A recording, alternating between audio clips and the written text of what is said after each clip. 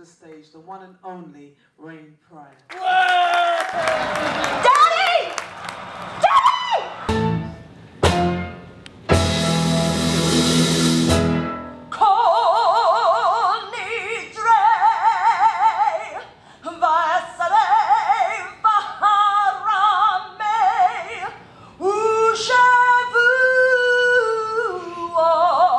Look, Richard, it's Rain. Do you want to hold her? No, baby, shit. I may drop her. What was it that made you want to say, this is the updated version of where I am today? You mean as a documentary or? As a documentary. Well, I don't, when Daryl not only was one of the producers on the film, but he also produced my show that ran off Broadway for a year. Yeah. So I think it was more about just, I wanted to show the show in a way that I didn't get to, even running it on Broadway. So it really wasn't about, I think the show told the story and we just added the things into it. So I never thought of it as a documentary, even when Elizabeth and Sam came to us. Like I just said, all right, let's do it, but I didn't have a concept of what it would be other than the fact I didn't want it to be this Miaculpa, my dad sucked, my mom sucked kind of thing. When did you first realize that you were Richard Pryor's daughter? I think I realized the magnitude of what he was when I was probably around 9 years old and I went to that Long Beach concert. Okay. You know, it's like you're in a limousine and you're going to this thing and you're with, you know, Dad and you see this huge stadium filled with thousands of people that don't know him and they're now laughing at him and you're like, you know, and it was one of the most amazing feelings I got that I then saw my dad as a performer, and then I was looking for my dad. Yeah. So growing up at home, you know that there was this man, he's funny. Was he funny at home? Was he something? He was funny at home, but he also was a dad at home. He was very playful and he was a lot more innocent to me as a dad than he is on stage. Like on stage, I think it was his chance to speak a truth that, not that he couldn't speak it at home, but it was a chance to speak a truth publicly about what was going on in his life. We all know Richard Pryor. We all are raised on Richard Pryor. He is the godfather, the king of comedy, and influenced most of the comics that are out there today. Everybody will say a great Richard Pryor story. But we've never really understood Richard Pryor. So watching this documentary really kind of showed a different side. But through you, it showed a different side because you always wonder what it's like for the children growing up with, you know, mega superstars. But it seemed like it was a very traumatic childhood. It didn't feel like it was as easy as we would have imagined it to be. Well, I think growing up in the era I grew up in, there's nothing that's going to be easy about it. Racially, there's nothing. I mean, who gets crosses burned on their front lawn when they're a kid? You know, and the word nigger on the side of their home. Whose dad winds up in the paper for basically trying to kill themselves, and you're going to school and you hear about it on the way to school. I mean, there was a lot, you know, and I witnessed my dad and his violence towards women at the time. I saw all the drugs. It's like, yes, it's traumatic, but I feel like had I not had that in my life, I could be a screwed up Lindsay Lohan at the rehab. Although, like I said, I'd be really famous for it. But what's the other girl? Paris Hilton, No, one of them. Which one? Oh, what's his name? Kanye. Yeah, Kim Kardashian. Ooh. Kim Yeah, Kardashian? at least I had that big ass and those yeah. tight face. You had a big ass and and a check. Absolutely. But yeah, you know what I mean? So there's a give and take in terms of experience. Like I guess I don't see my life as traumatic in that sense because I grew up that way and I'm fine. But it doesn't, I mean, you go to school and they call you a nigger. Yes. They burn the crosses on your lawn. Yes. You know, you're mixed race at a time where people are just adapting to the fact that there is such a thing that you could be. And all that pressure, looking back on it, is traumatic.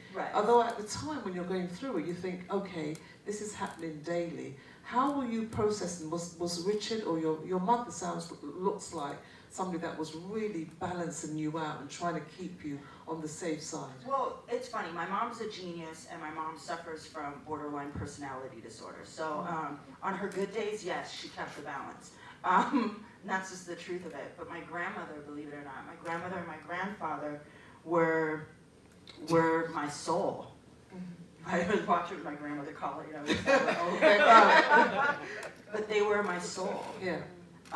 And they are the ones who kept me the most grounded. And when Mama was alive, before she died when I was 9 years old, Mama was the other one that kept me the most grounded, because it was like anytime I went to my dad's house, she knew what was going on and kept us away from it. Okay. You know, and like I said, Grandma and Grandma Bunny were like, yeah, they were solid to the earth kind of people. Yeah.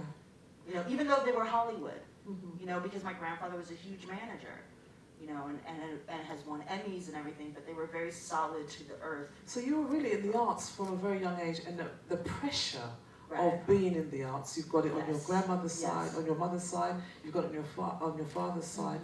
So to step into the arts must have been something that was, oh, that's Richard Pryor's daughter. This is somebody who comes from great royalty on both sides. Did you ever feel under pressure to try to prove yourself? I did when I started stand-up.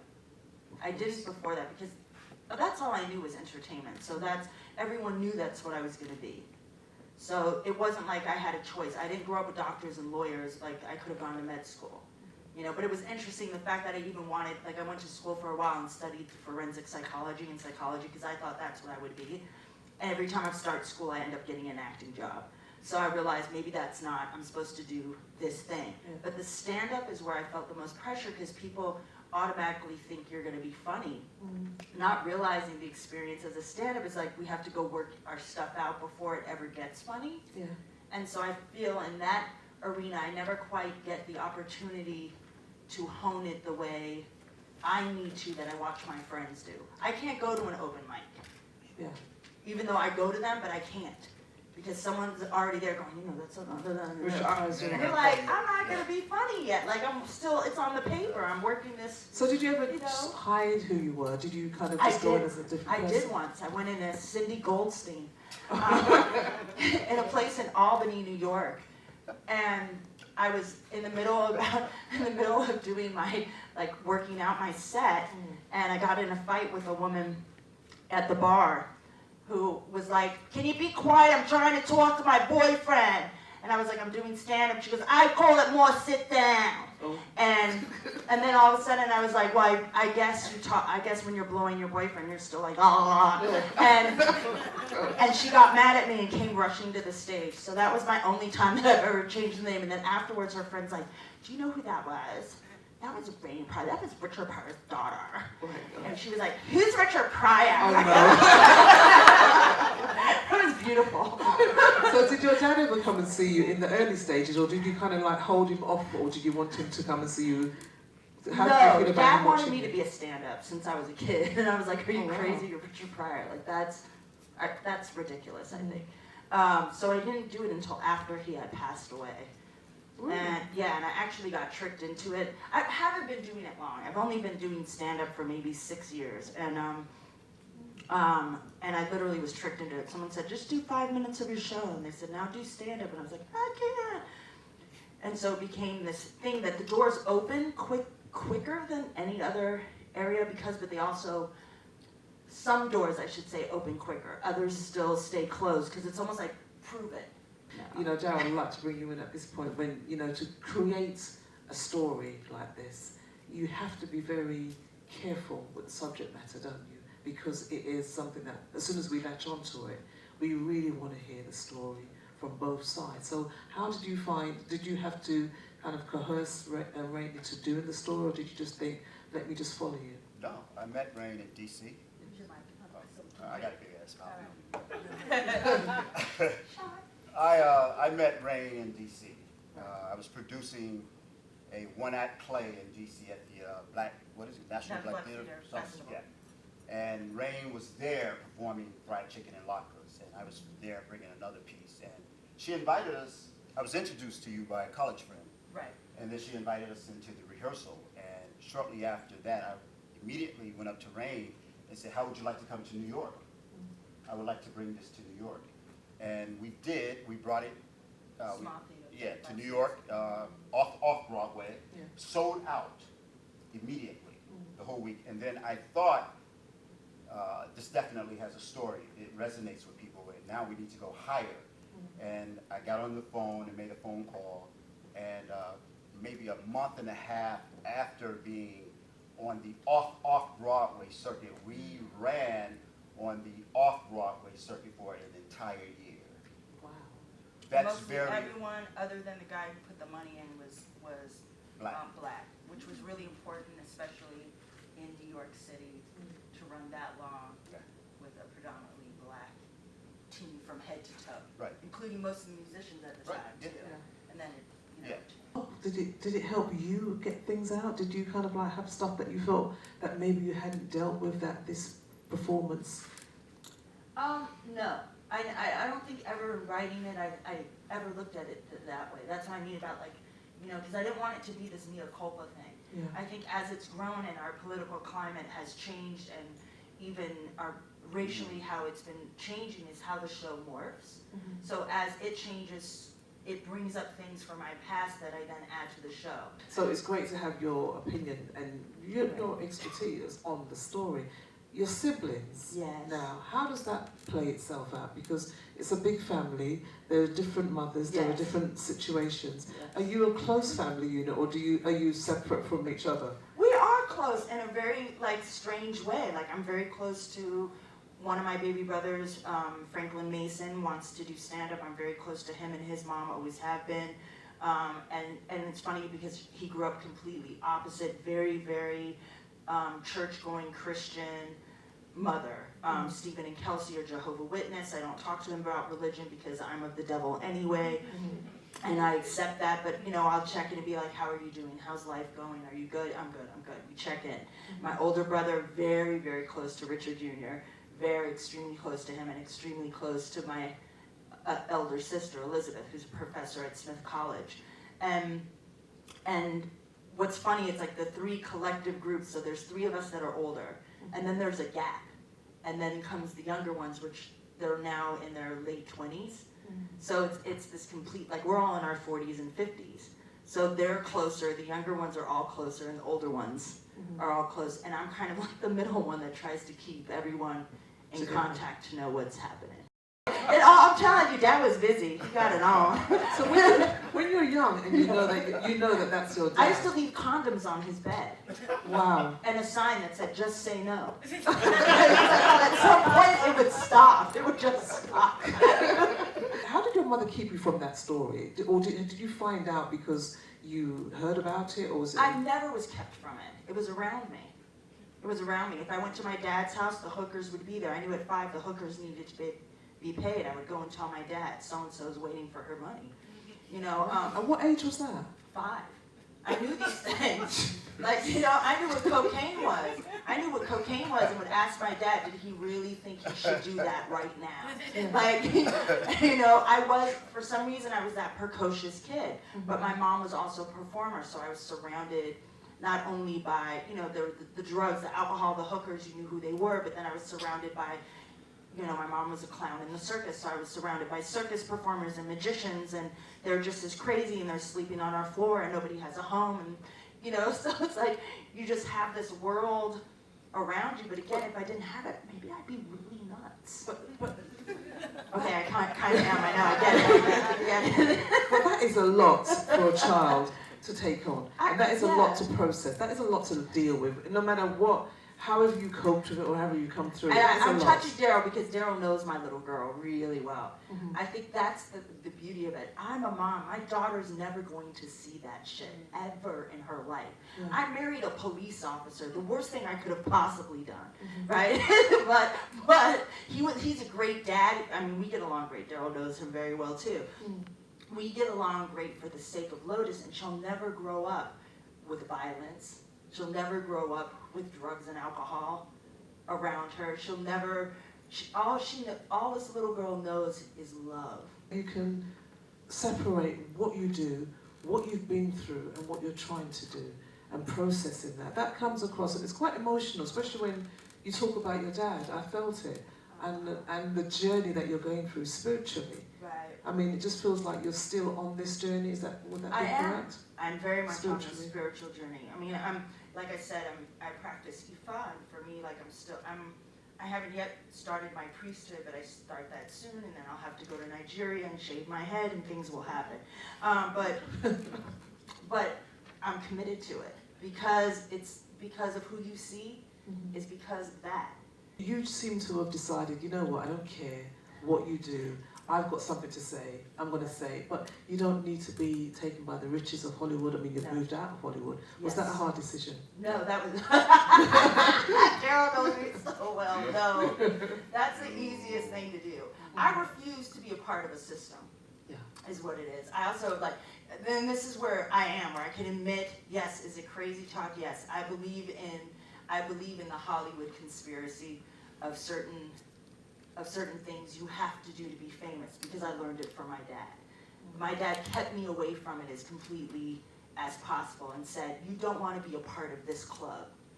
You know, name it, call it Illuminati, Belay, whatever you want to call it. He was like, you will not be a part of that. I have done that for you, so you do not. And so I stay away from it. I choose not to be a part of the machine, but yet learn how to be in it and never of it. Yeah. Because you can, we're artists. Yeah. We're here today creating. So there's people you're going to meet, but the thing is, I don't care about Oprah. I don't care about certain, like we were talking about Spike Lee. I don't care about these people. If you haven't done anything for me, or offered me some kind of guidance or inspiration, why do I have to kiss your ass? Because I think I'm going to be famous. Yeah, you're not playing the game. No, I'm here in London hanging out with people I truly love. Yeah. You know what I mean? I dig Emmanuel, I dig Claire. It's like, these are good freaking people. You know? Sure. Those are the people I'd rather do business with. Actually, my mom moved us to New York when I was a baby, and we lived right above Miles Davis, and Miles used to be my babysitter. And he would literally play horn. Talk about it in the show. He would play horn for me, and so Sketches of Spain literally runs through my head all the time. But my dad was a musician. He played the drums, he played piano, he sang, he's a blues singer. There's a great clip on YouTube, if you can find it, of my dad singing the blues. And he started off as a singer. Also, my grandfather, everyone thought he should be the next Frank Sinatra, and he decided to be a manager instead because he had that great of a voice. And he decided that he would manage people because he thought that's where the money was, not in becoming a performer. So music was constantly in our home and in our house. Like, I can't live without it. Can you say Miles Davis was my babysitter again? Miles Davis was my babysitter again. Thank you.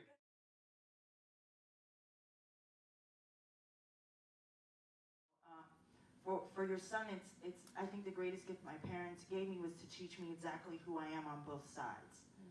To give me the strength to know that's a part of who I am, that I don't ever have to deny one for the other. You know, but the world might see one as opposed to the other, and that it's okay. Like, my mom realizes sometimes I can identify more with my Black heritage because I'm accepted. Because of when I wear my hair big, I'm accepted. If I wear it like this, I'm the white girl right now. So it's like code switching, you know, depending on who's in the room, especially in the States. But as a parent, the responsibility of us, as it is with Lotus, is to teach her all halves of who she is. Like, Lotus and I, we practice Hanukkah, but then she has, you know, books about Amistad. You know, it's like, Kwanzaa, yeah, we practice Kwanzaa too.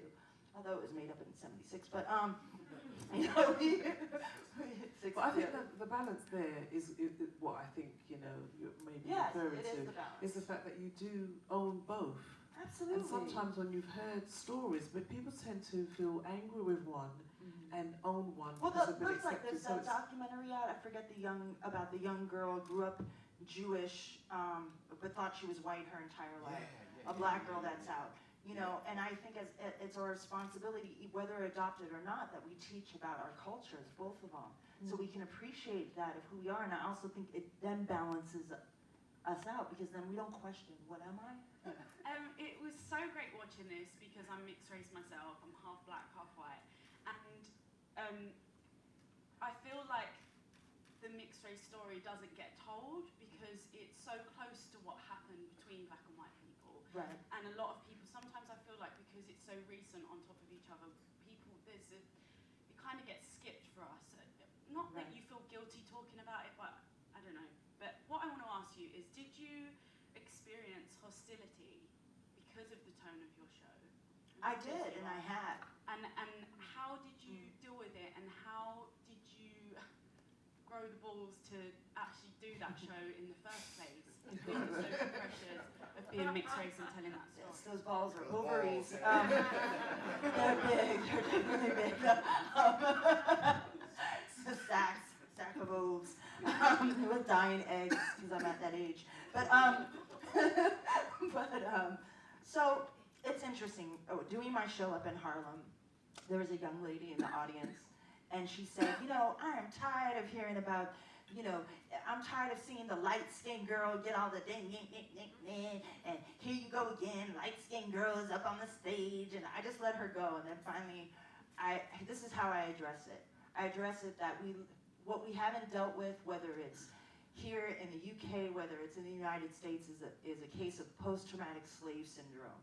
And what that is a thing that has been taught to my ancestors of everything that light skin was great because it was allowed to live in the house. And that is so just a contradiction. It's such a asinine belief system that we have, which is why our stories don't get told, because people think we are of privilege. Right. Do you know what I mean? Whereas actually they don't realize crosses got burned on our lawn, people chased me into the bushes, called me the N-word.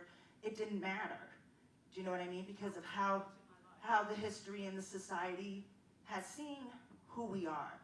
Once we get to a place where we can really understand the psychology of why with each other, in terms of, and when I say with each other, I mean black and black, why we see each other as we see each other and not within our own beauty, like where I can look at a girl who, with her beautiful dark skin and be like, wow, you're beautiful, without her looking at me like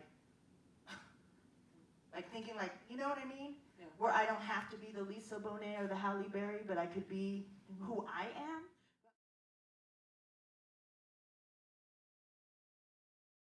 Difference is because his addiction was so public, right? There was no secret to uncover. It's like something I can talk about.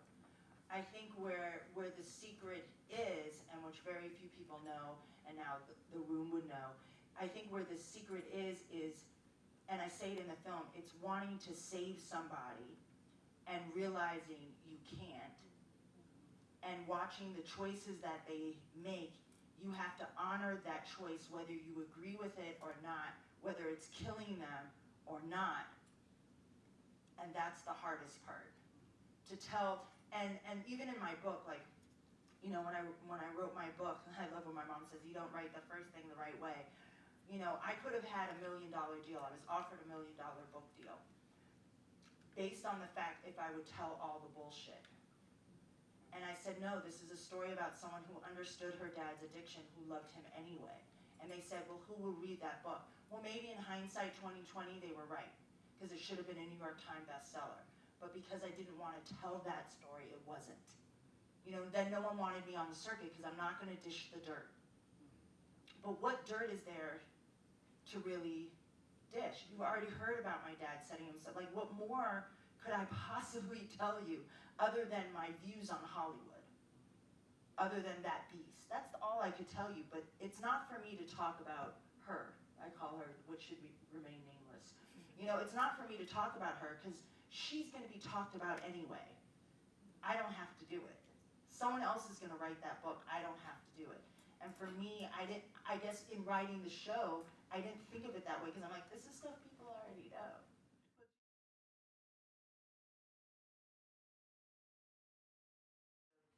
I think for me, my life has become reflective of that healing, the way I choose to live my life. Do you know what I mean? I don't deal with crazy anymore. Do you know what I mean? Like even with my mother's not necessarily in my life right now because she refuses to take medication for it. Do you know what I mean? And it's because I'm a parent, so I've made a choice. I have to protect this young thing that's growing up. I don't want her to grow up the same way I did. I'm making healthier choices for myself.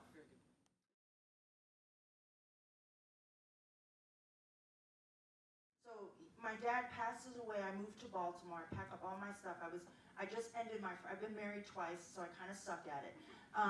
So the first husband is gay. I decide I'm leaving Los Angeles. Great wedding, beautiful, by the way. I just wasn't his flavor. And so I packed up my stuff and I'm like, I'm moving cross country. And that's what I did. I moved, so I get to Baltimore and I decide I don't want to act at all. I'm like, I just want to have a family. I want to have this normal life and I'm going to create that normal life. And what can I do? I'll go to school, at least get a degree in what I know, theater. And one of the electives was an African art class to study ancient African art. And I'm like, I'm down with this. It's Baltimore. Everyone's, Afrocentric in Baltimore. I go in, my teacher wears a dashiki. This is the bomb. And we're in there and we're studying this thing about, in spiritual art, the crossroads and how it's drawn in certain things in terms of the idea of the cross and symbols. And in walks this woman out of the blue with her head thing on and her clothes, not a dashiki, but her clothes. And she starts talking to the class about art and blackness. And I felt like this woman had gone into my heart and pulled it out because I wept the entire class. And I couldn't get out of my seat. And after I went to leave, she went, Ia, like this. And I was like, what the fuck is she talking about? Ia. My name is Rain, And she's like, Ia.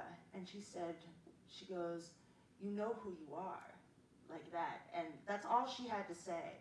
And I got her number and I called her and she became my Ia. And then I met later my Baba Luau. But what she did when she told me that my dad's death was his destiny and there was nothing I could do to save him, she spoke a truth that nobody had said to me yet. Because I prayed, I went to everything I did. I went to churches, rabbis, healers, name it, and said, help. There has to be a way. I'm a good daughter. I have good magic. I have good, and to have her say, it wouldn't have mattered all the magic you did. It was not his destiny for you to do that. It spoke, and that's when I came on my journey.